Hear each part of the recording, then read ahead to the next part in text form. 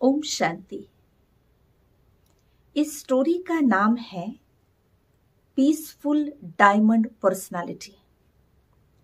एक बार एक राजा ने 2 हीरे को अपने दरबार में प्रस्तुत किया। सभी दरबारियों को बुलाकर के इन 2 हीरों में से असली हीरा कौन सा है और नकली कौन सा है, इसको पहचानने की परखने की घोषणा करते हुए कहा, जो इसे पहचानेगा उसे मुंह मांगे इनाम मिलेगा। तब पूरे दरबार में हंसी उठी।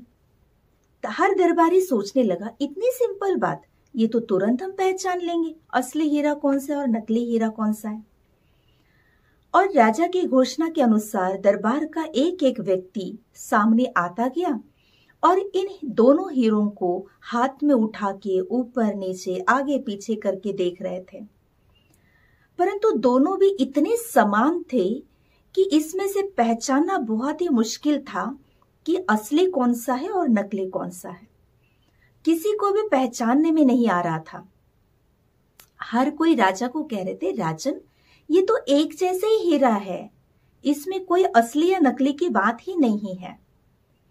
तब अचानक सभा में एक अंधा व्यक्ति प्रवेश होता है और इस अंधे व्यक्ति ने राजन को कहा कि महाराज, मैं बता सकता हूं कि इसमें से असली हीरा कौन सा है और नकली हीरा कौन सा है।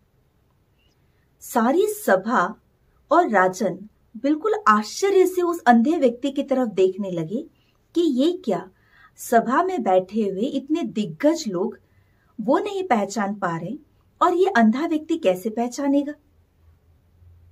किंतु उसकी बात को मानते हुए राजा ने उसको अनुमति दी आगे आकर के इन हीरों को देखने के लिए।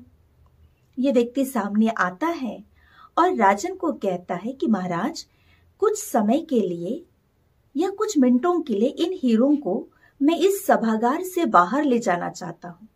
आप चाहे तो मेरे साथ आपके मंत्री को भेज सकते हैं। इस बात को सुनकर के राजन ने मंत्री के साथ इस अंधे व्यक्ति को हीरे ले जाने की अनुमति देते हैं और बस कुछ ही मिनटों में ये व्यक्ति तुरंत सभागार में लौटते हैं और लौट करके राजन को कहते हैं कि महाराज, ये है असली हीरा और ये है नकली हीरा।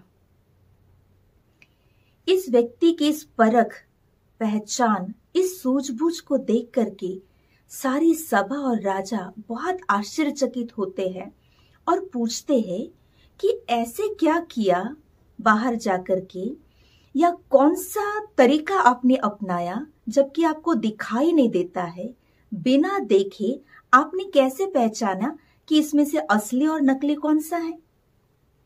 तब उस अंधे व्यक्ति ने कहा कि राजन, बहुत सिंपल बात है, मैं इन दोनों हीरों को बाहर ले गया, धूप में रख दिया और जैसे ही धूप में रखा तो कुछ ही मिनट में जो नकली हीरा था वो गर्म हो गया और असली ओरिजिनल हीरा तो बिल्कुल ठंडा ही था। बस उसी से मैं पहचान गया। जैसे ही छू के देखा तो एक ठंडा था, एक गर्म था, तो मैं समझ गया ये नकली अर्थात कांच का हीरा है और ये ओरिजिनल हीरा है, और बस मैं आपके सामने ले आया। तो उसकी इस सूझबूझ को और इस तर्क बुद्धि को देख करके सारी सभा बहुत ही आश्चर्यचकित होकर के उन्हें शाबाशी दे रहे थे और राजन ने उसे इनाम देकर सम्मान करके भेज दिया। और इस असली और नकली हीरे से राजन को अपनी पूरी सभा को कुछ प्रेरणा देनी थी, कोई सीख देनी थी। राजा ने अपनी सभा को संबोधित करते हुए कहा कि जो असली हीरा है वो जरा भी गर्म नहीं हुआ, जो कांच का हीरा है थोड़ी सी धूप में रखते ही तुरंत गर्म हुआ।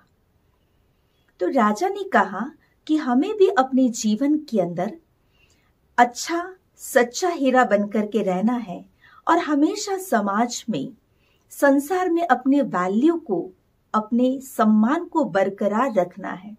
तो हमें ओरिजिनल हीरे के समान हर सिचुएशन में, हर परिस्थिति में, हर व्यक्ति के समक्ष हमें अपने आप को बिल्कुल ठंडा, पीसफुल या कूल रहना चाहिए।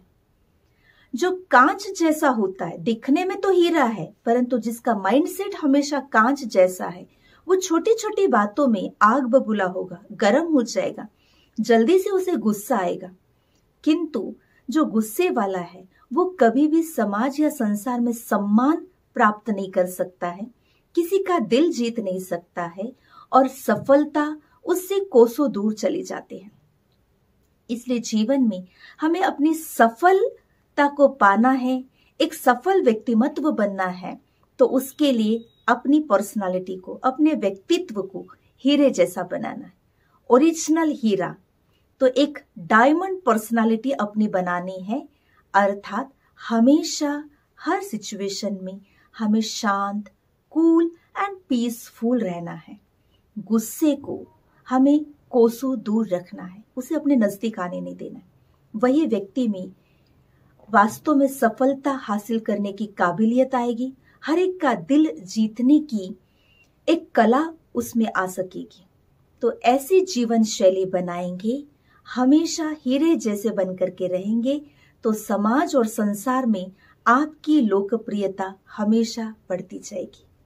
ओम शांति।